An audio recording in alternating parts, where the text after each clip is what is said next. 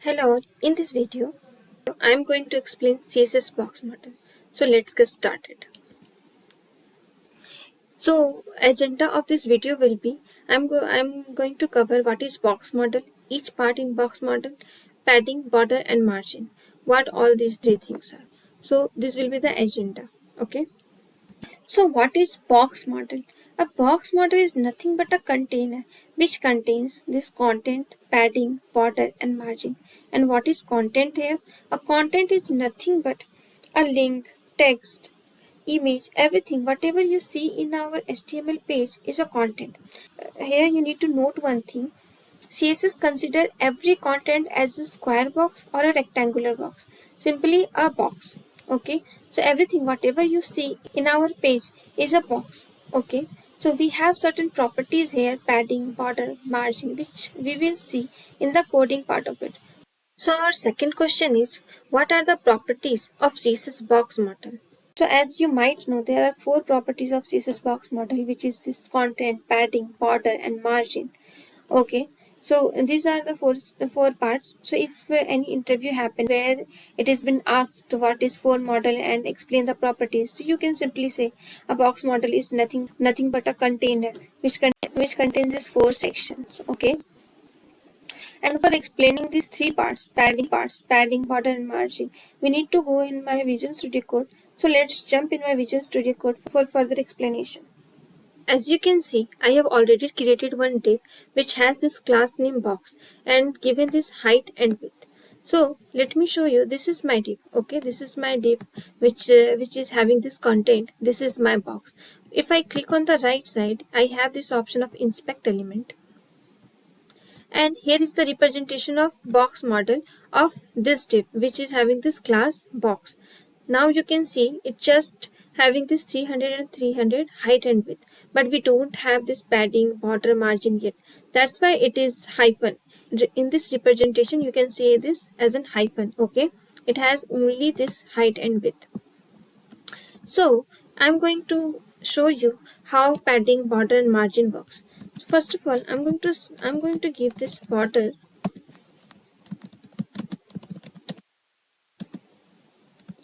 Let's give this color. Okay, this. Okay.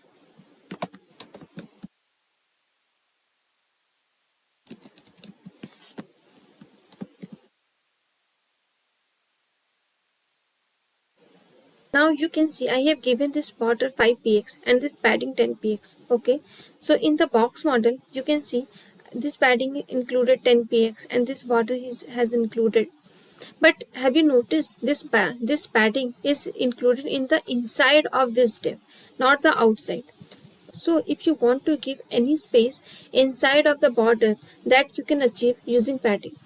We can write this padding in a multiple ways. Okay, so if I have given this 10px, so it means it will be applied in all the four ways, like top, bottom, left and right.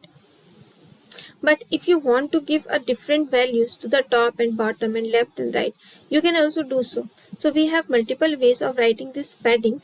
So I'm going to show you each ways. Okay, so our first way you have seen it. But if I want to give a different style to the left and right section, I just need to give this a second value. So now this 10px will be included in top and bottom and 30px will be included in left and right. Okay, I'm going to save this one. Here you can see it. The top and bottom is still the 10px, but my left and right padding is 30px. In the box model also you can see this representation 30px, 30px and 10px, 10px. Okay. So this is the second way of writing the padding.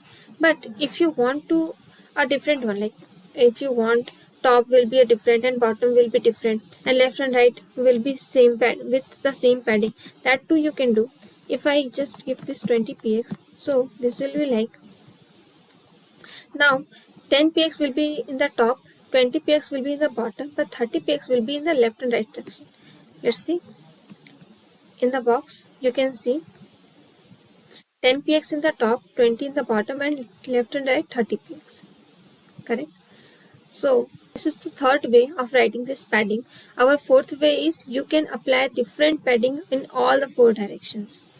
So now I'm going to give a third value, which is also 25px. Okay. So it runs as an top, right, bottom, left. Okay. Top, right, bottom, left. Let me show you in the box model as well. So this is the top value, right, bottom, and left. It is as a clockwise, top, right, bottom, left. So these are the four ways of writing this padding. Now I'm going to show you the importance of margin.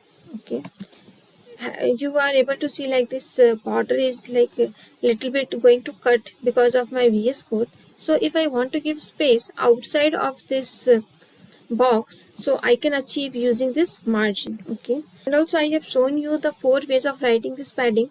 Same you can apply in the margin as well. So we have the four ways of writing this margin as well.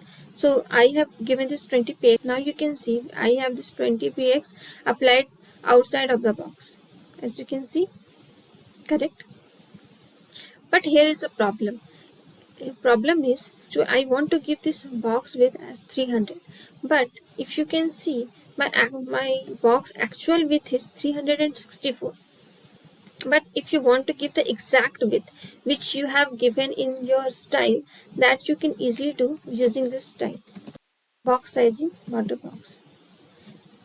As you can see, my box size has been decreased, and now the box actual size is 300 and 300.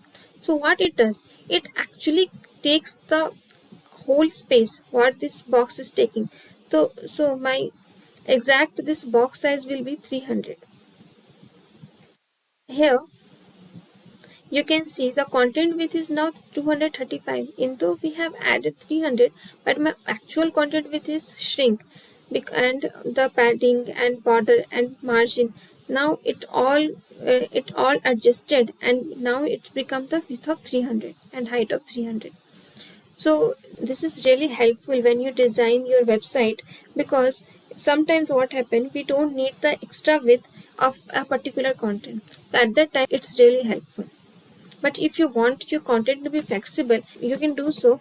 You don't need to apply this one, or you can do so using this content box. Now again you can see the height got increased and it is 364. And the last one is the border. Border is nothing but a border which you want to give around this box, around this div. Okay, here we can also give a border just in one side. So I have given this border, so it will be applied in the four side. But if you want to give border just in the top, just in the bottom, left or right, that too you can do using this individual property. Like I have this border top. See, now it is applied on the top. Same way with the left, right, bottom. In each direction you can give this. But if you don't give this, it just applied in the all direction. We have some multiple values, like I have given this solid, but we have this dotted as well. Now you can see this border got changed. This looks more good, right? Yeah, so we have certain values of border as well that you can Google it later on. So yeah, that's pretty much it from this video. Let me know which part you like the most. And do write your questions or your confusions in the comment section. I will be happy to answer your all questions. Thank you.